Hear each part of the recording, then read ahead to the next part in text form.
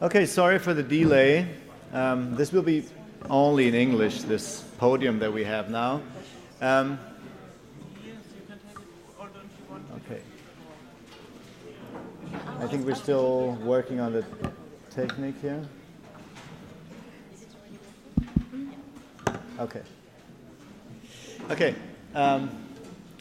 Now we come to a very different political aspect. Political blogging, political journalism in countries where they have a strong censorship. And we have three speakers from China, Bahrain, and the US. And Lucie Morillon, sitting in the middle, volunteered to do the actual moderation, so I'm only introducing her. And I hope everyone has a good panel, and please at least start with a warm welcome to them. Thank you. Lucie Morillon, and you introduce the others. Okay. Hi everyone, it's good to be here today. Thanks for attending this panel, which is going to be, I have no doubt, very interesting. I'm really happy to be sitting here today with two amazing bloggers. I want to introduce first Amira Al Hussaini. She's a columnist, translator, editor, and blogger from Bahrain. She had been working for print media since 1991, but she started blogging in 2004, and in 2006 she joined Global Voices Online.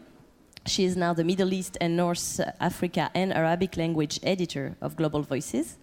In 2008, she ran Voices Without Vote, a project that was commissioned by Reuters to track and summarize the reactions of citizen journalists to the US presidential elections and foreign policy.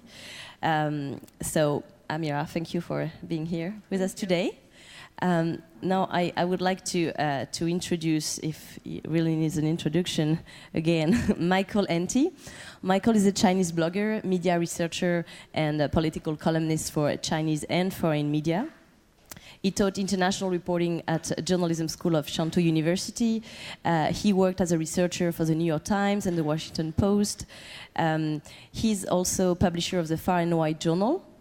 He served as a reporter in Baghdad, also for the 21st Century World Herald, and his once popular political blog was removed by Microsoft in 2005. It was something that has been widely publicized, and today his Twitter account, I'm not sure if I should give actually your Twitter ID, is one of the most influential microblogging in China. So thank you both for being here today. I work for Reporters Without Borders. We are an international press freedom organization that defends the right to inform and to be informed, which means that it's not only talking about journalists, we are talking about everyone, and we have been working these past years a lot on online free speech. Today we've seen that internet censorship is a very hot topic in many countries, in more and more countries around the world, with the general trend being more repression, more control on the web, and netizens and bloggers being subjected to different kinds of threats. So we're going to start with Amira, and I'm going to ask her to share with us our experience with blogging in the Arab world. What kind of threats are bloggers confronted to? What kind of censorship do they have to deal with? Blogging in the Arab world is not like walking in the park. If you write about things like, there is an echo. If you write about things like what you do every day or what you eat or where you walk your dog, then you're fine. But if you're talking about more denser topics like human rights, torture, freedom of expression, democracy, or if you get involved into like the three taboos we have, the three taboos, which are sex, religion, and politics, then you are courting trouble, you're calling for trouble. Out of the world's 10 worst online oppressors, 5 are in the Middle East and North Africa. Bloggers are most at risk in Egypt, Syria, Iran, Saudi Arabia, and Tunisia, according to the Committee to Protect Journalists, in its report issued, I think, last year or the year before, which was entitled The 10 Worst Places to be a Blogger. According to the same organization, in 2008, for the first time in the world, there were more online bloggers in jail than journalists from print media. Out of the 125 journalists who were jailed, 56 were web-based journalists or bloggers. I'll give you a short historical overview. In our part of the world, TV stations, radio, and even newspapers are all government-owned or totally government-controlled. So this idea of people expressing themselves and talking about things without any inhibitions or any censorship is totally foreign and new. Then 5 years ago, come the internet, and everybody's on Blogger and online forums and talking freely. So this created a sense of the government is letting go of its control. People can talk, people can write, people can upload videos of themselves, and this created a system of, wow, they cannot do that. They're not allowed to do that. So let's crack down on that. And you all know how this happens. What I'll do now is I'll give you a very brief outline of some of the censorships or some of the harassments we go through in the Arab world. I come from Bahrain. Bahrain is a very, very tiny country. Not many of you may have heard of it. Has anyone here heard of Bahrain? Oh, good. Okay. So when people started blogging and blogging became a popular platform for expressing your views, what they did was they issued a ministerial decree saying that all bloggers have to register their blogs at the Ministry of Information. Nobody did it, but it was still a law. And it's still a law which exists to today. So we talked about Bahrain, so we'll start with Bahrain. Bahrain is a country which actively censors the internet. Even something we have hundreds of thousands of sites which have been blocked for anything, any reason. Of course, all pornography is blocked, many religious sites are blocked, anything that the government doesn't want you to see or know about is blocked, including a lot of the local online forums and many of the local blogs, many of the sites for the political organizations.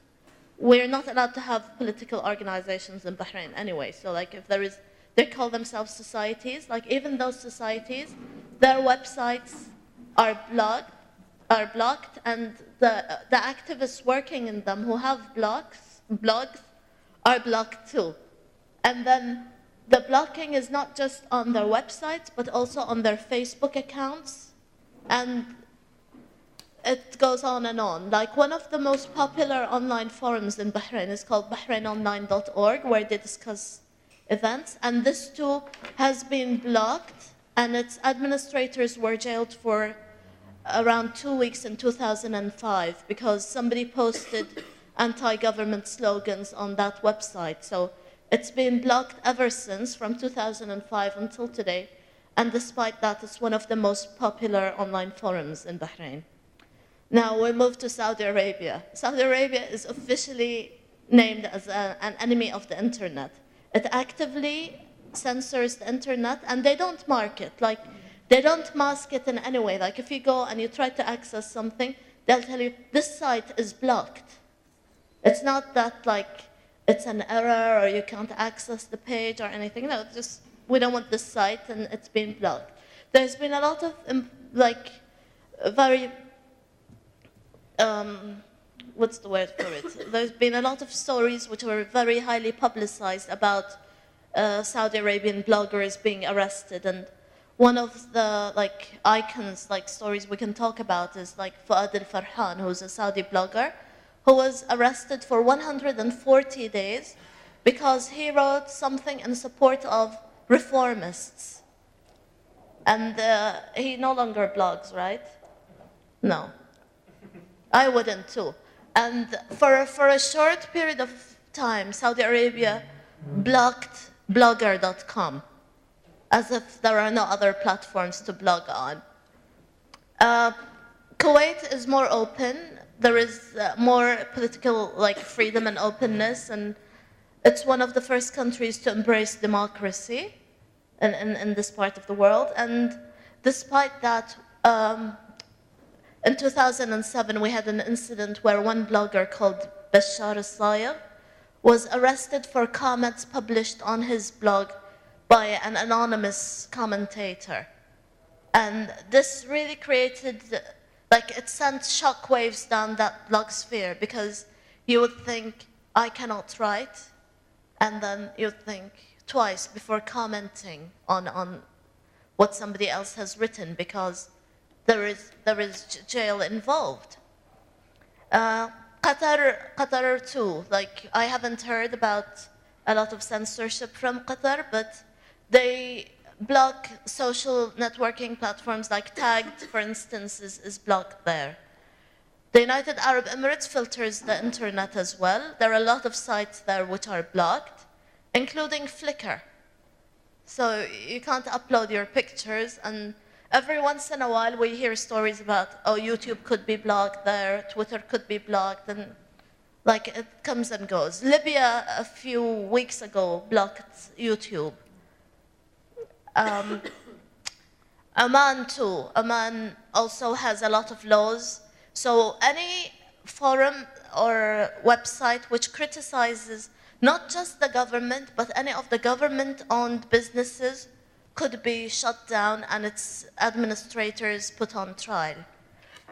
Moving on, Yemen. Yemen has a track record over the past 3 years of intimidating and targeting bloggers, harassing them and arresting them and putting them in jail as well.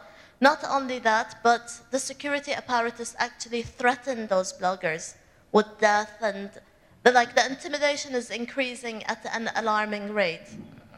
Egypt is an enemy of the internet, and it makes the most headlines because Egyptian internet users are very, very, very active.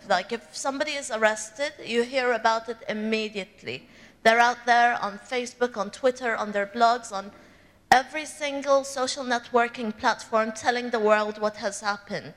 2 years ago, there was an American blogger who got arrested, and he tweeted it.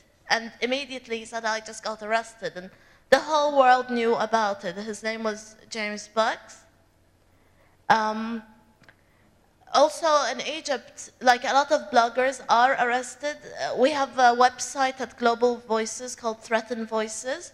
And if you go there and you click on Egypt, you'll see the names of around 30 bloggers who were arrested and links to their stories as well. Moving on, Tunisia. Tunisia is also an enemy of the internet. We have a Tunisian blogger here, Sami, and he can tell us a lot more about it. In Tunisia, all the internet cafes are state-controlled. A lot of the sites like Blogger, WordPress, YouTube, no, that's another country, that's Turkey. What's blocked in Tunisia, Sami? YouTube, Dailymotion, and what as major websites. Okay, YouTube and Dailymotion are blocked. Wow. Okay, where are we now? That's it. Do you want to hear about Iran? No. So that's it from me. Thank you. Thank you, Amira. It was an interesting overview of the situation in different countries, from countries like Saudi Arabia, where indeed censorship is something completely claimed by the authorities. I think when you try to access some websites that are blocked, they are telling you this is blocked by the ministry. And you can also, if you're a citizen, you can denounce some website that you deem obscene or that you just won't be blocked. So it's interesting to see this kind of censorship, and other countries like Tunisia, where it's more pernicious, where the censorship is, where the authorities are pretending they're not censoring, or they do not censor political content, where this is actually the case. So I'm just going to turn over to Michael. China has been a lot in the news recently regarding internet censorship. Because of the Google case, because of all that has been said by Hillary Clinton and this historical speech she made about the internet being at the core of the US foreign policy. Can you tell us a little bit about internet censorship in China, of course, but what do Chinese netizens do when they are confronted to these problems? I think China now has the largest censorship system in the world, and also it is the sample and for every other countries who want to follow. Right? It's not only about the country like Iran or Arabic countries, but also including the Australia, right? So the Western countries also want to follow some part of the experience that are already practiced in China. But censorship is not only about censorship. In China, censorship totally is a multi-layer system, including censorship and self-censorship. Sometimes you will fear self-censorship is more serious than censorship itself. And the censorship is not only about politics. Sometimes censorship is also about business. In the past 1 year, more and more cases show now the Chinese authorities and different departments and ministries try to utilize the censorship system as the way of, fighting for the license market. Because, give example, if you want to have a startup in the West, you just have your the domain name and you have your host. It's easy. But in China, you should apply for licenses. Several years ago, you only need one license. It's by ICP license. But now you need many licenses. For example, if you own a page, if you have any link with the video, you should have a video license to the bureau in charge of the movie and the broadcasting services. I think almost about a dozen ministries and the governmental department want to control this license business. Because it can't. Sometimes when the top leader said the internet is a battlefield, so they can utilize this as real business. And also I mentioned, let me first introduce I called multi-layer censorship system. Generally, there is we called China Great Firewall. It is in the gate of when they get the Chinese internet to the American internet or Japanese through the ocean cable, there is we call it Great Firewall. Great Firewall. Because we have the Chinese Great Wall, so we always try the Chinese Great Firewall. Any politically sensitive words, and even including other sensitive words, for example, pornography, or some website domain name they don't want Chinese people to read, they have a long list to ban. So, for example, also including most of the famous Web 2.0 services, which are really blocked inside China, like Twitter.com, like Facebook.com, like Flickr.com, like YouTube.com. That means when you're enjoying the happiness of the internet in the West, most of the website you are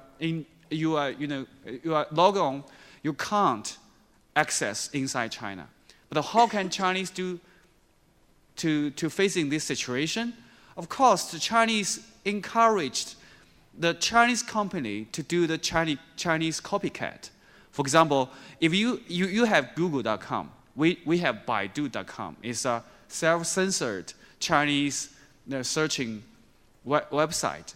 And also, with the competition with the Google, because due to the help of the censorship and the governmental sponsor, Baidu did very good compared to the Google Chinese company.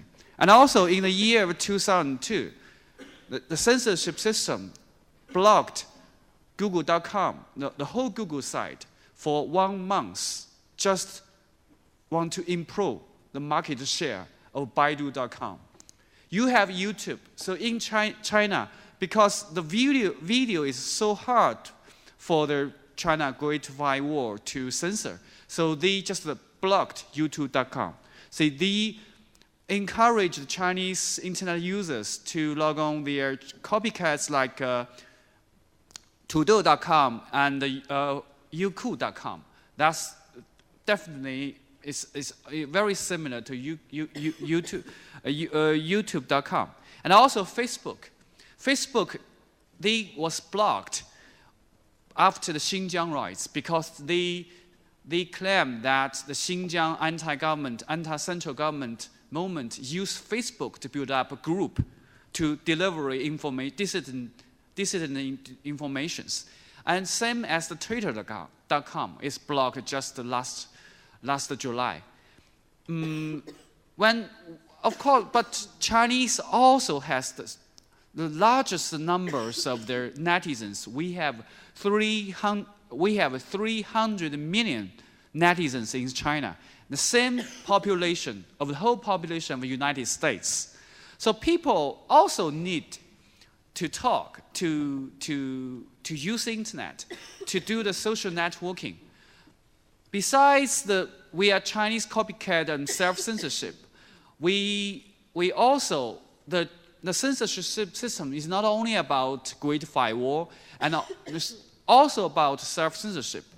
So every website inside China, they should have a kind of inside censor. That means they censor by themselves. Otherwise, the website itself will be punished by the government. It's kind of through punishment and the reward you can build up your sense of the self-censorship, right? And censorship is not only by punishment. It's not only punitive. Sometimes you give you the way. For example, why most of Chinese companies volunteer to do the self-censorship? Because only in this way, he can get a sponsor, policy sponsor from the central government. Baidu just did this. And even worse, in the year of 2002, why part of the reason Google.com was blocked inside China, it is because Baidu.com complained to the government that there were some politically sensitive words on the Google.com. It's a kind of a very dirty thing because it's not about punitive action made by the government. Sometimes the Chinese company think self-censorship can make you live well. And also about people, because the whole education is about propaganda. So if you practice some kind of censorship, you can do, it's not only doing well, but also because China, Deng Xiaoping opened China in 1978. So we have already opened up in the sense of personal life, economy life, and social life. In this way, compared to Iran, China is pretty free country, but not about politics. So in the past 30 years, Chinese people have already built up some kind of new social contract with the government. That means you give me the personal freedom and economy, the booming, so I can hand out my political rights. As long as Chinese GDP is still keep in the 8% to the 10%, as long as the Chinese miracle and as long as the Chinese successful economy story going, I think this new social contract will exist. But of course, you can see because of the financial crisis, now the Chinese government really facing the different way. So this is the self-censorship also can build inside the system and also inside a person. Even me, for example, if really want to, I go abroad and go back to the country easily and freely without questioning, maybe I will keep some kind of self-censorship, not directly to talk about a very important issues of the politics. So everyone practice that. Is the reality of the Chinese censorship and the self-censorship. But Chinese internet always have already developed it a kind of a new way to confront the censorship. For example, we use different wording. And also, this kind of trend become very popular. For example, we have a very funny animal we call the grassroot house, grassmood house. It's a horse. It's a basically it's a kind of but it's an animal. It's a llama. It's a llama. Yeah. But what's the English for that? But no, the real animal. Is llama? Yeah, it's little. Is llama? Is the right? It's a very weird animal. But we said it's a grassmood, the horse. But why? Because the Chinese character for these three characters is the same spelling with the motherfucker. Why? Because we think the censorship is really fucking system. So but what kind of, it's also bad. It's very, if you really curse on the internet against the system, you are totally bad. So we just to create a new animal, even MTV video and a song to praising of that. And also we changed the harmony society, harmony society. We said the censorship is for the harmony society. So harmony, we also said the river crab is the same spelling in Chinese. So now become this animal, the horse, the grassmood horse, versus the river crab. This is a war, right? It's the netizens versus the Chinese governmental censorship. But why we use this way? Because censorship and self-censorship means threat, also means fear. When you use this very funny way to directly confront in a very artist way against the censorship, that means you do not fear. That's the way you very effectively change the situation. Thank you, Michael. I don't want to censor you, but I just want to leave a little bit of time for the questions from the public. So thank you for your intervention. Yeah, you want to ask a question? Can you stand up, if you don't mind, and speak a little louder? Or you can borrow my microphone if you want. Yeah, I would like to know if you think that Google left China, does it help? Or other way, the question turned other way around, what would help China or people in China or even in Arabia? I think it's the same. I think it's in China it's a little bit more drastic. The system is a lot more perfect. So what would help? What could other countries do? And for example, how do you think when Google leave China, is it helpful or is it like, okay, they gave up and that's it? I should say when we say Google pulling out of the mainland China because it's still in China, Hong Kong is part of China, but that actually is the Chinese searching part out of China because in China we still can use the Google.com to search everything. Sometimes, but very important things. Why when Google announced on their blog that they will pull out from China. So you can see a lot of people, young people, send flowers to the headquarters and the offices in Shanghai, Guangzhou, and Beijing. You know, in the past cases, when some headlines always said something versus China, the Chinese will rally around the flag, support the China, not something. But this is the first time when something versus China, we support Google. Why? Because Google is not only an American company. That's Gmail, that's Picasa, that's our property. So Chinese is not only stand on the Google side, we are stand on our own side. But Google, when Google pulling now China, it's only the .cn service. It's the self-censored part of Google, which I think it was a mistake when Google first made decision to enter China, have the self-censorship. Because if you get used to the self-censorship, why not just use the Baidu.com?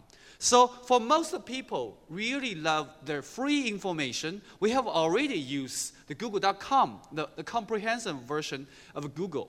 I never used the Google.cn. And also, when Google importing now of China, when Chinese people to search Google found they have already transferred the website to the Hong Kong site. And also, when you type the keywords, it's not come out without the original, the older display will be, according to the law, you can't find the result. But now we come, it's just the internet connection cut off. So in this way, more and more Chinese netizens will know the existence of censorship. They will push millions of people to use the VPN, to use the proxy, to access the free internet, because everyone think they are not deserve the censored word, because information also means advantage in this commercial society. Thank you. I think we have another question here. This morning there was a presentation from Evgeny Morozov who said basically that the revolution thanks to internet will never happen because internet is just as a powerful tool for the regimes, authoritarian regimes, as for the freedom fighters to watch them, spy on them, to entertain the masses and to broadcast propaganda and spin. What do you think about that? Is internet really an interesting media or is it not two-sided? I just say because I think different countries have different stories. I just say China cases. Because by nature, this communism or any other names doesn't match the nature of internet. Internet is about decentralized information and decentralized everything. So, of course, Chinese government can, they are learning. They can hire people to know how to control. Now, before it's blogosphere, now maybe more and more on Twitter.com. But by nature, it doesn't match. I don't think there's such things called censorship 2.0 because it doesn't match. And also Twitter.com, I just give one example. Twitter.com, they already blocked Twitter.com last July. But because you have already blocked, that means you can't die twice. Now, because Twitter has the API policy, everyone can build up their client on their website to access the Twitter, right? So most of Chinese Twitter users, now they use the third-party application to access Twitter. So Twitter, because of blocking, now Twitter becomes the first non-censored public and national platform for Chinese for debating, negotiating, and talking. So that's the first rare chance for Chinese people. In the past 1 year, I can say Chinese people did good. We deserve, a big fight. Amira, you want to step in?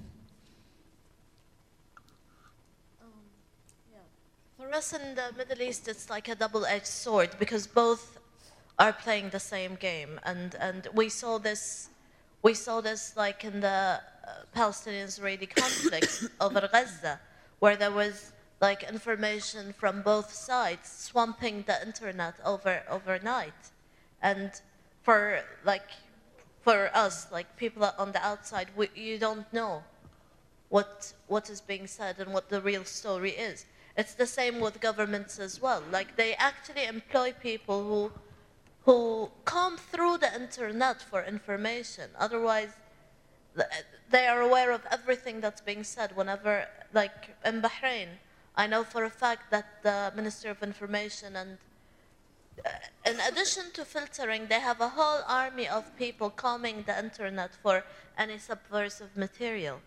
Other countries employ those tactics as well. We have another question here.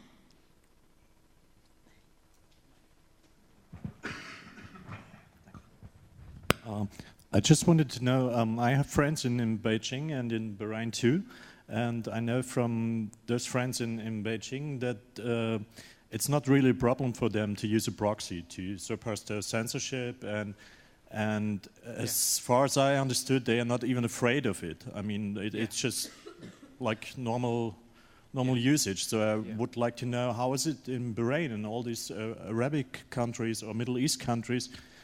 Is this technically possible to use a proxy? And second, are these people prosecuted? Is there any possibility to track them down? No, but it creates a culture of fear. And if something is blocked, you automatically know, oh, I'm not supposed to see this. What if the police see me seeing this? You know, it creates that culture among people because people don't know what their rights are and what the regulations are. People are afraid. They would say like, oh, if I go to that online forum, do you think I'll be arrested? And these are people who are educated. And all proxy services are blocked. And here's one screenshot.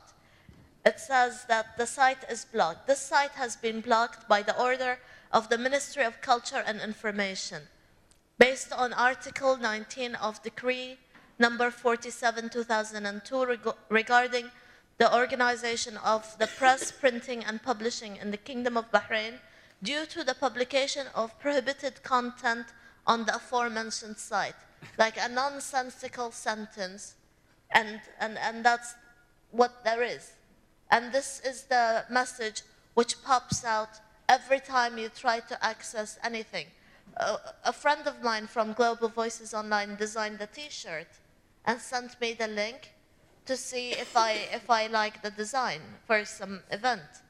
And I tried to open it and I couldn't access the site. I got a site blocked, and it's like a t-shirt site. Thank you. Michael, do you want to add something on the proxy and the circumvention tools, or not? It's just, I think that VPN is very popular inside China. Why? You know, Chinese government want to ban and block the free VPN, right? It's kind of a competition fight.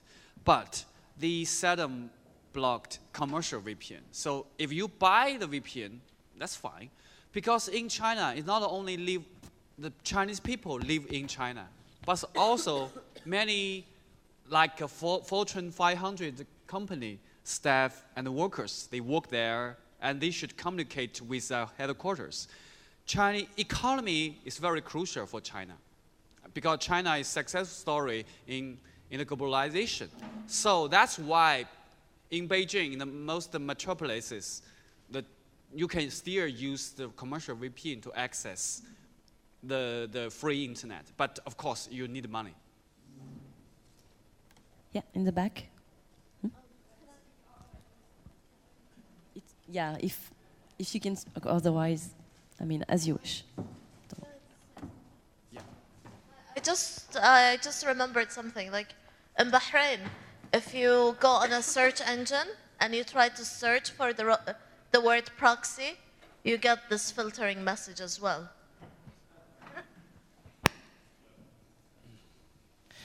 Yes, I come from Greece, and blogging is very big in Greece. In December 2008, you remember we had big riots in Greece during 1 month.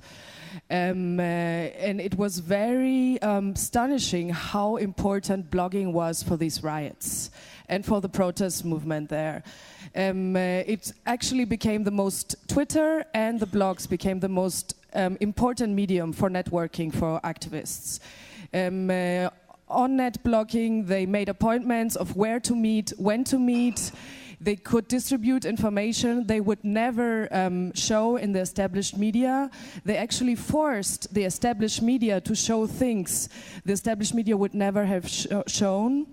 And they also, for me, the fresh thing about it was that they also somehow could also avoid the more traditional left or the more, it was somehow like a fresh movement like this.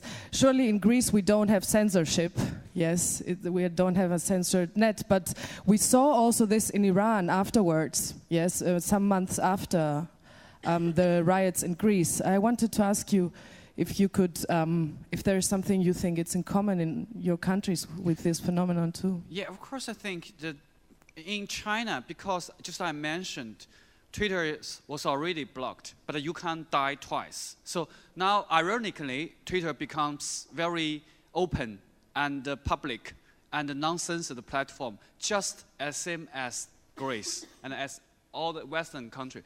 So the same situation you mentioned in your country will happen in our country.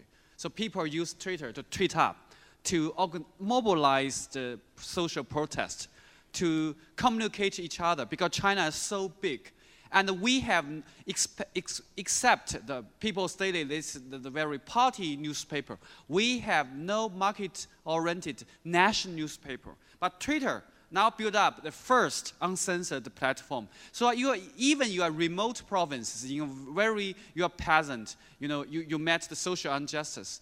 But when you get tweet, or you call your friend to tweet, the Beijing media guy, or even Reuters in Beijing, corresponding in Beijing, he can easily follow your news and retweeting you. So it's actually the build up very effective platform for activists, for lawyers, for liberal professors.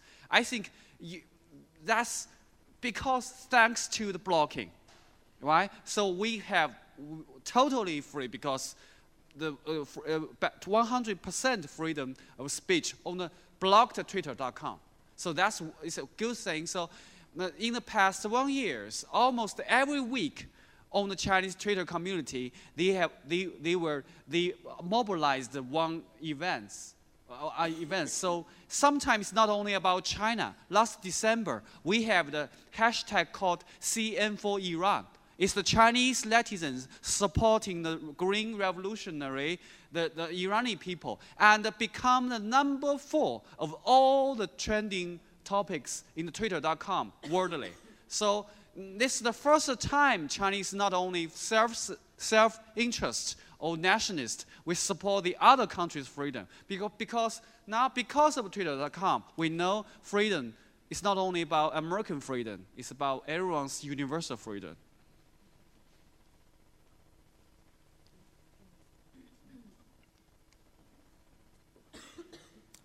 What is the general opinion about censoring the internet? Is it thoughts like, oh, we have our proxies, we're fine, we don't use, we don't need anything, or is it we need revolution? Please, everybody, help us, or is it I'm so unhappy without the free internet? If I live in a small country, I can say, please help me. Save us. But I live in a country as big as Canada, America, and Russia. Chinese people can only depend on ourselves to seek, the democracy. Because democracy in a big country just means democracy within. So freedom of speech, of course, I think we have censorship. It's our duty to push down this great firewall. But also, that's the people outside China. But you should understand our fighting, our situation inside China. We can become friends in the same front, just like we support by the hashtag way to support the Iranian people. I cannot say, come to our country to save us. No. Chinese democracy only can build up by Chinese people. But if you support internet freedom, so stop censorship, not only in China, but also in every country, including Australia, Britain, right?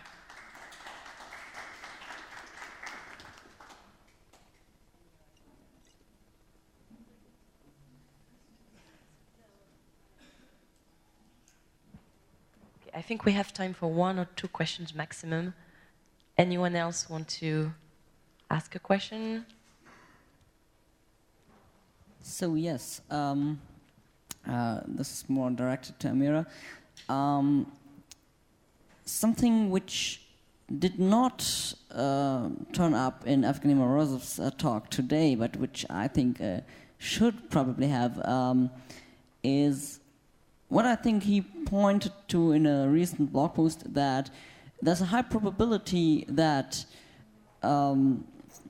the internet as a communication tool empowers illiberal movements in the Arab world. He especially pointed to the Muslim Brotherhood, which is in fact the strongest opposition group in Egypt. So my question is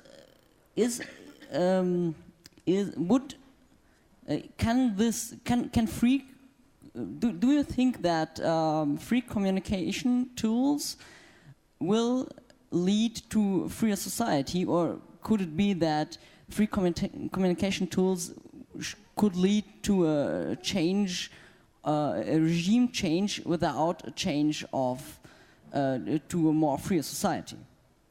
Okay. First of all, you're trying to get me into trouble. Okay. Secondly, the Muslim Brotherhood are on the blogs and are on Twitter, and they have all their, they're very active. There is a blogger, an Egyptian blogger called Mahmoud, who blogs as Ana Akhwan, which means I'm Akhwan, which means I'm from the Brotherhood, and he puts all their information there and what they're doing and even their statements whenever there's something, and many of them are active on Twitter. Now, does more freedom for everybody to express themselves means more freedom in real life? It will take some time for that to transpire. Like people can aspire for freedom, but freedom, I really don't know how to go about it. Like to say it in a way where, because if I say what I want to say, I'll get into trouble. But if I don't say what I want to say, you leave saying like, what is this girl talking about? I think it's quite okay if you keep your mouth shut. Okay, thank you. Okay, we have one last question over there.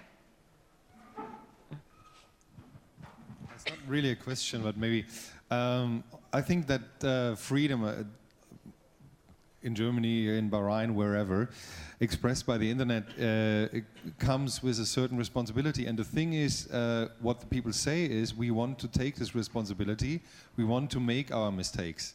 So whatever you think about Muslim Brotherhood, and if this is a mistake or whatever you think that is a religion from the Middle Age or whatever, that's your opinion, but not the opinion of many other million people. So if people today want to make mistakes, they have to be allowed to make mistakes. And if you can make mistakes and share mistakes, then the learning goes a little bit quicker. So I think that's the most important thing. That, of course, there's a lot of cultural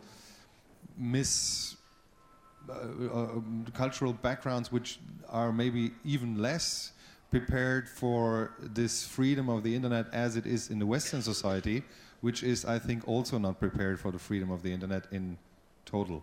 And so I think that's something we have to understand if we talk about the freedom of expression in the internet, presented in the physical world of different nations and cultures.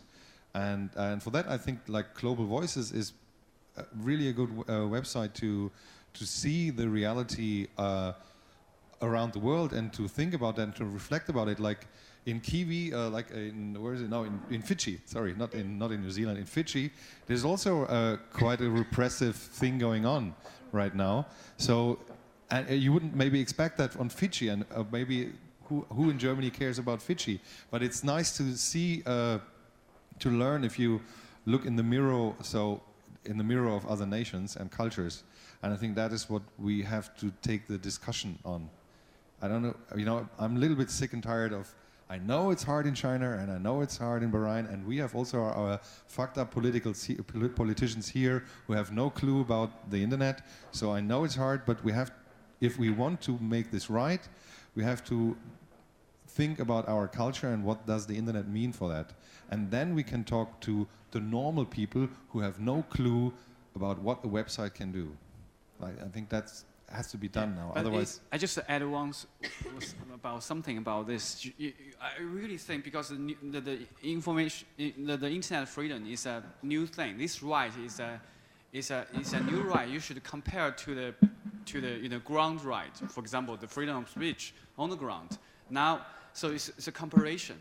But in China, it's very weird because we lack of the freedom of speech on the ground. We lack the press freedom on the ground. So internet freedom is the first freedom we practice. So we on the opposite way. We first practice internet freedom. So now we know okay, we order the press freedom. So then we go to the political freedom. So we never in China said, before we said is, we always say, someone said, propaganda said, it's American democracy, Western democracy. But now we never said it's American internet freedom. No, it's the interference of our own. So that's the best thing for China. We first practice this on the internet, then we seek more on the ground. You want to add something? Yeah, like most of the young people, and when I say most, you'll agree with me, even people from poor backgrounds who can't afford to have their own computers can access the internet at internet cafes, and they're widely available. I'll tell you an example from Bahrain because that's where I grew up and lived all my life. When the internet was first introduced, and it's a very steep cost, like it will cost you like 30 or 40 euros a month, or maybe more, and that's money not everybody can afford. So what they did was, like one house in the neighborhood would have internet, and then they would make makeshift connections, and then you'll have 400 or 500 people using the same line. So if you go to any neighborhood, you'll see one house and then all those wires dangling everywhere, and you think like, what's going on here? And they're all the internet wires. So like access is there, and people are using it. What the governments did was they pressured the telecom providers when they saw how popular internet was and how people were expressing themselves and sharing information like, oh, the riot police are here, or, because there are a lot of demonstrations and rallies and civil unrest, which nobody hears about. But all this information is on the internet minute by minute as it's happening. They're uploading pictures, uploading videos. So what they did was they put a threshold on internet use. So like if I have a house, I pay and I have only like 2 megabytes per month. And I can't have more unless I pay more. So this restricted this freedom of exchange of information. Okay, they were stealing the service, but they were spreading more information. So now they're curtailing it and holding them from the hand which hurts more. So if you want to have access to the internet, first of all, you need to bypass the proxy. and Michael has as much information as I do about that, because everything is blocked, like everything. If you go to the normal sites, the proxy sites, they're all blocked. And those people are so creative and know all the latest tools and gadgets, and they exchange them between each other. They can access anything that's blocked. Yeah, I just want to add something. It's interesting to see the different perspective we can have on this issue, whether we are based in a country that is supposed to respect freedom of speech, and where you come from a country where internet is censored or controlled. It should be the topic of another panel, but we've seen democratic regimes in this past months and years actually trying to regulate the net even more in the name of the fight against child pornography or theft of intellectual property. So they have tried under these excuses to set up some filtering system, and this is something that is pretty worrying for the future of internet. Of course, we don't want to be saying that blocking a few websites dealing with child pornography is wrong, but in setting up automatic filtering system is another issue, because when the tools are here, you can use them for other purposes, and that's what is really worrying. But just to finish here, I just wanted to thank our two panelists. It was interesting to see and hear what you had to say, and I guess you can follow them on Twitter to know more about what's happening. Thank you, everyone, for coming.